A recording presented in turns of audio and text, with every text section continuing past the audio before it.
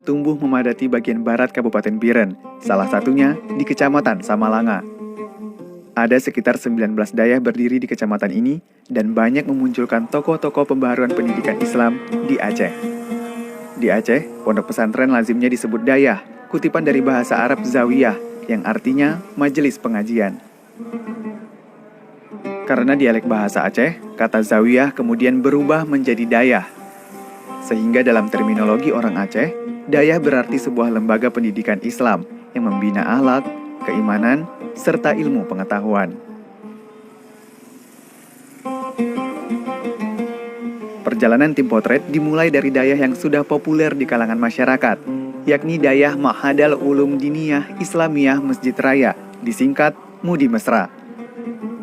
Tidak diketahui pasti kapan dayah ini berdiri, namun saat itu pimpinan pertamanya adalah Pakeh Abdul Ghani. Dayah ini merupakan salah satu dayah tradisional atau salafi tertua di Aceh. Nah, Bia, mungkin boleh diceritakan sedikit seperti apa sih sebenarnya sistem pendidikan yang berjalan di dayah MUDI Mesra ini sendiri? Sistem pendidikan kita di pesantren ini memang beda dengan lembaga-lembaga pendidikan yang lain. Yang pertama di sini kita lebih mengutamakan sistem karakter, akhlak. Jadi di sini ada kita keberhasilan atau kesuksesan santri di sini ini bukan sekedar mereka mampu menguasai disiplin ilmu, bukan.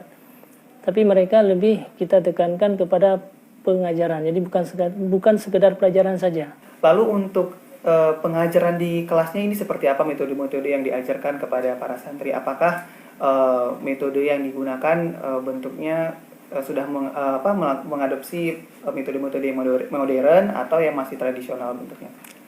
Kita ada menambahkan dengan sistem yang baru. Kan ini ada satu istilah, artinya istilah kaidah yang biasa-biasa diutarakan oleh guru-guru kami, al-muhafadzatu alal qadim salih wal akhdhu bil jadid aslah. Jadi tetap memelihara metode yang lama, kemudian juga mengambil yang baru itu juga yang lebih baik lagi. Dikembangkan lagi. Nah, jadi Abi bicara tentang prestasi para santri kita yang sudah menuntut ilmu lah dan belajar agama di sini. Apa saja sih sudah prestasi yang berhasil diraih oleh santri-santri kita di sini? Kalau di sini alhamdulillah semenjak kepemimpinan Abu, jadi sudah banyak lulusan-lulusan di sini atau alumni di sini yang sudah membangun pesantren sendiri. Sehingga hampir jumlah pesantren 178 pesantren dayah. Mungkin dayah cabang yang sudah dianggap dayah. Dayah itu istilahnya sudah ada santri, sudah ada tempat belajar. Tapi sudah ribuan balai pengajian.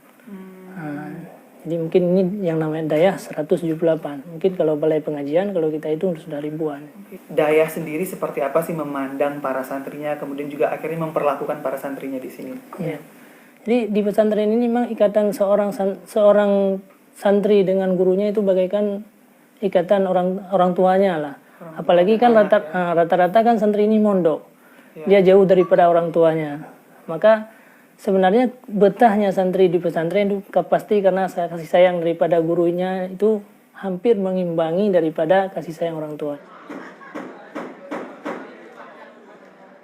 Berjalan menyusuri sudut dayah, saya mendapati para santri sedang mendalami ilmu agama. Karena tergolong dayah salafi, maka 100% ilmu yang diajarkan oleh dayah murni tentang pengetahuan agama Islam. Santri belajar di ruang terbuka, di balai-balai unik seperti ini. Setiap balai memiliki nama daerah asalnya, dan di hari tertentu sering digunakan untuk tempat berdiskusi kajian agama oleh kelompok santri yang berasal dari daerah tersebut.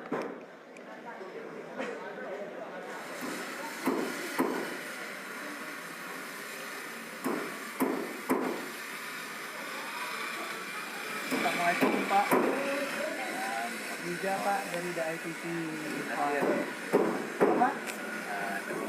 Pak Tengku Nasir. Ya Pak Tengku, ini kondisi dayah kita ya? Iya, beginilah. Kehidupan para santri di sini dilengkapi dengan fasilitas dan kebutuhan yang memadai.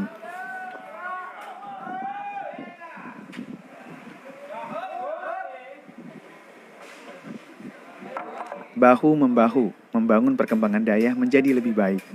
Semangat kemandirian dan gotong royong dalam keseharian santri patut dijadikan teladan. Para santri secara mandiri ternyata mampu membangun dan membenahi Dayahnya sendiri. Kegiatan ini rutin mereka lakukan secara bergulir di tiap tingkatan kelas.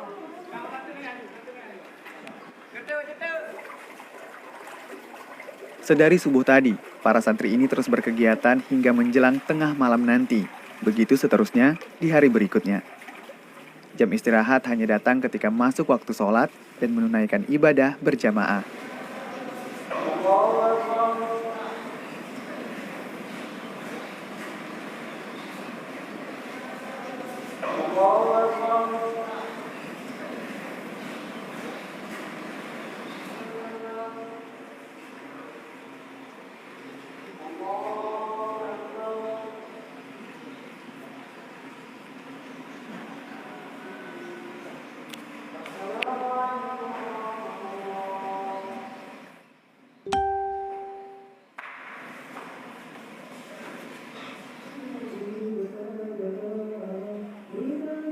Usai menunaikan kewajiban, di sela kesibukan, para santri juga rajin berdiskusi dan mengulang kembali pelajaran.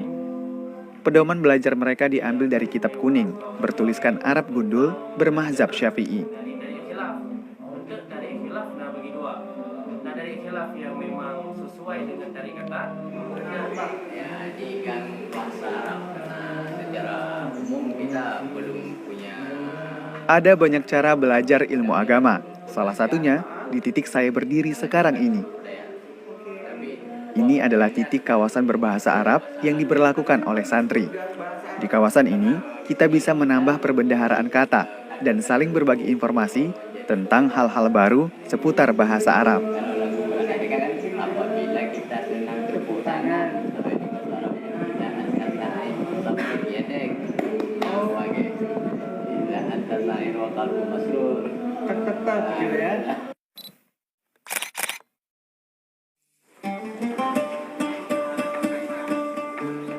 Dayah Mudi Mesra memiliki total santri hampir 4 ribuan, dengan rincian 2.228 santri laki-laki dan 1.658 santri perempuan. Lama pendidikan di Dayah 6 tahun, dengan jenjang kelas 1-4 setara dengan aliyah, kelas 5-8 setara dengan perguruan tinggi. Sejak 2015, Dayah Mudi Mesra sudah menyelenggarakan Mahak Ali atau Institut Agama Islam Al-Aziziyah dan masih menjadi satu-satunya dayah yang memiliki jenjang pendidikan setingkat perguruan tinggi di daerah ini. Atas dasar pengabdian, maka para guru yang mendidik sama sekali tidak menerima gaji. Mereka punya prinsip bahwa ilmu yang didapatkan harus diajarkan kembali kepada umat. Sehingga banyak alumni dayah akhirnya memilih mengabdi mengajar di Mudi Mesra, sebagian lagi justru membangun sebuah dayah cabang baru dari Mudi Mesra yang kini sudah mencapai 178 cabang.